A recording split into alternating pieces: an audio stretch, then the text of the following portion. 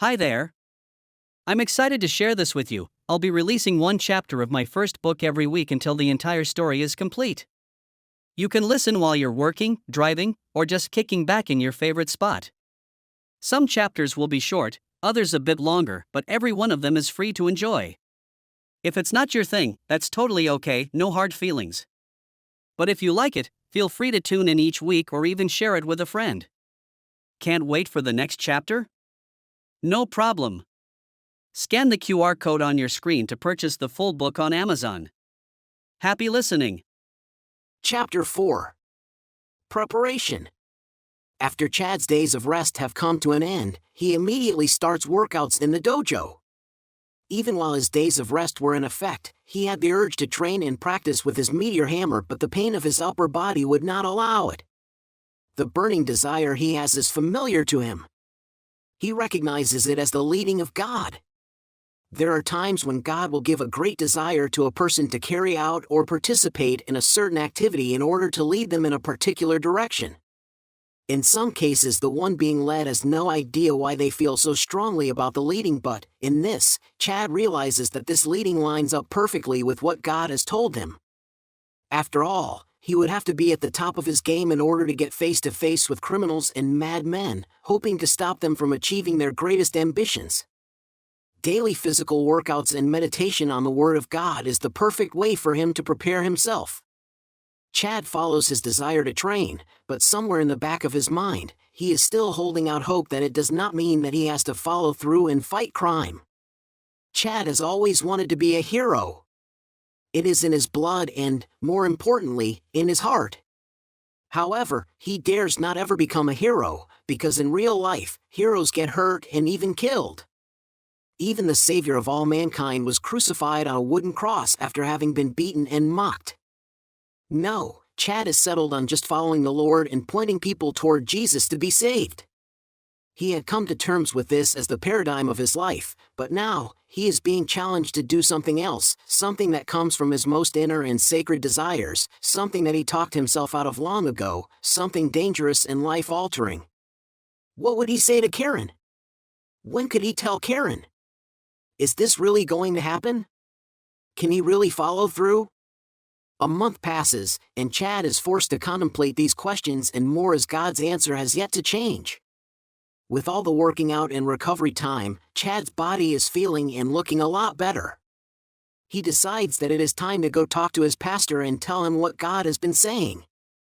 Chad fully expects his pastor to call him crazy and possibly even shun him or suggest that he gets professional help, but Chad feels the need to come clean.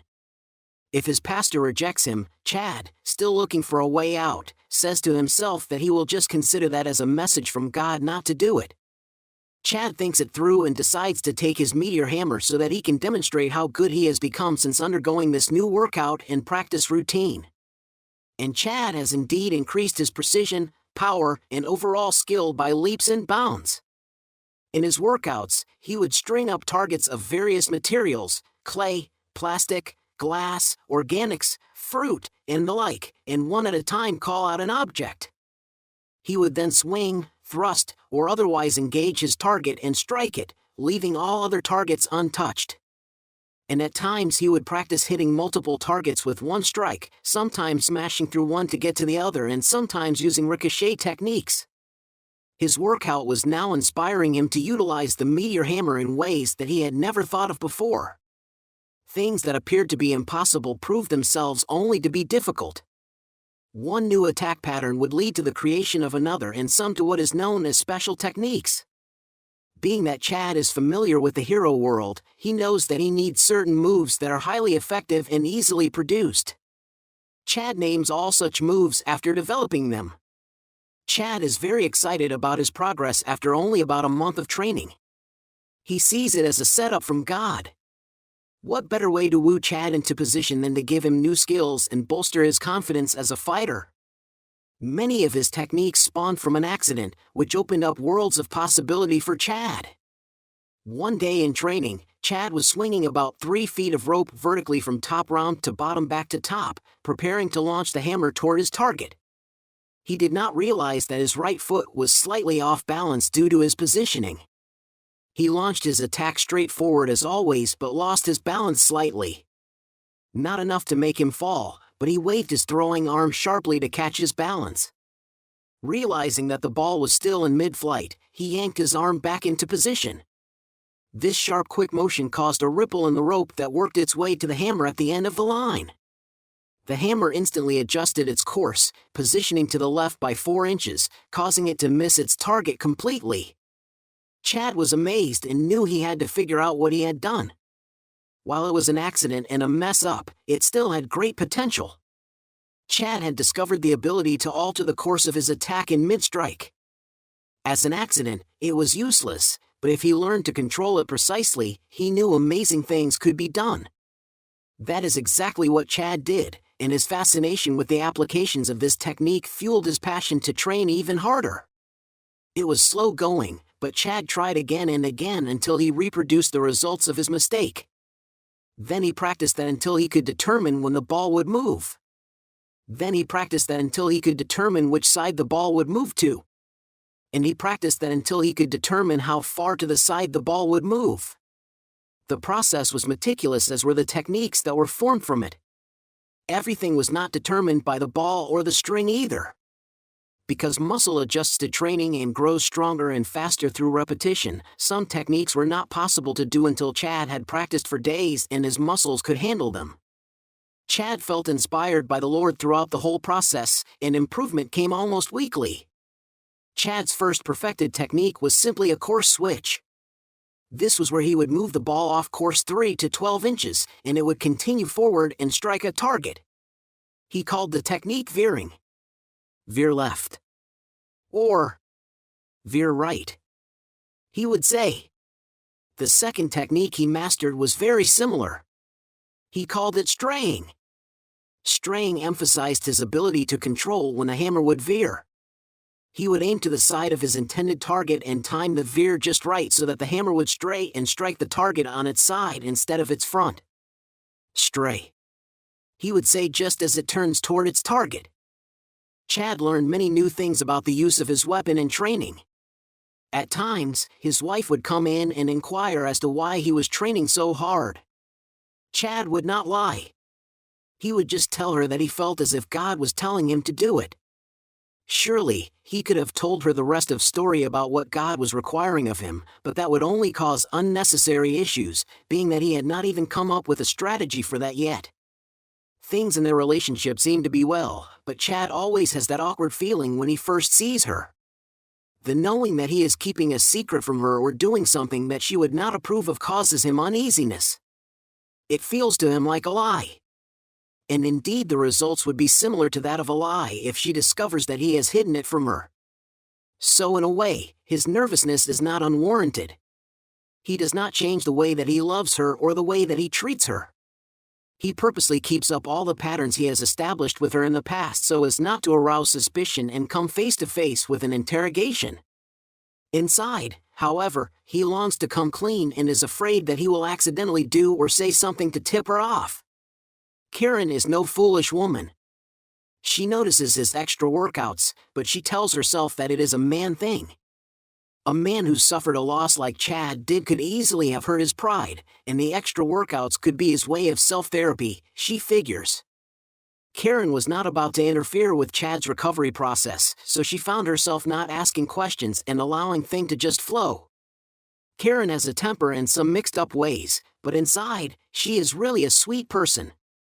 After having been hurt by many people, she has built a wall of defense that sometimes counters her naturally sweet nature. Such as when Chad told her that he had been assaulted while trying to help a random lady. In part, her caring nature was semi-responsible for her reaction. Karen cares so much for Chad that seeing him in such a state crushed her heart. She reasoned. This isn't right. How could this have been avoided? If only he had not tried to save that woman, he would not have gotten hurt. Well, that's his fault. Nobody asked him to step in. I tell him all the time to leave people alone and worry about his own family. What's gonna happen to his family if he gets seriously hurt or dies? He's always trying to help somebody else. As such, her concern turns into insecurity, and that puts her on the defense, causing her reaction to be one that is less than desirable. She knows that her reaction was not the best that it could have been, but she will not apologize. Instead, she will try to be supportive in the best way she knows how. In this case, asking less questions allows her to be more supportive. This is the way of the Christian lifestyle in many instances. God even uses the inconsistencies and flaws in a person to get good results for those who follow him. At this point, Chad needs her not to ask questions that she normally would, and because she feels like she does not want to ask questions. Chad does not know how, but he does know that God has bought him some time to come to grips with his demands. Training and caring for his wife were not the only things on his mind as he recovered. He was also plagued with the issue of a costume. He needs a disguise to keep his enemies from finding out who he is and possibly coming after him or those close to him. True, there were some heroes who fought with no disguise, but Chad had more to lose than most of them. They were invulnerable or had no families to protect. Chad was sure that he would need a disguise. Chad had decided to go with a dark color so that he could blend in with shadows and move around in the dark unseen. A black ski mask and dark clothes would suffice, he thought. But somehow, he was uneasy about it. God would not let his spirit have peace about it. Christians tend to believe that one way God speaks to them is through feelings in the pit of their stomachs that bid them to do or not to do things.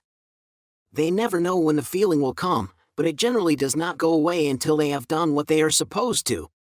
One problem with this system is that no words are exchanged, so it is possible to have the feeling but not know why, or, even worse, be in and remain in denial about its meaning.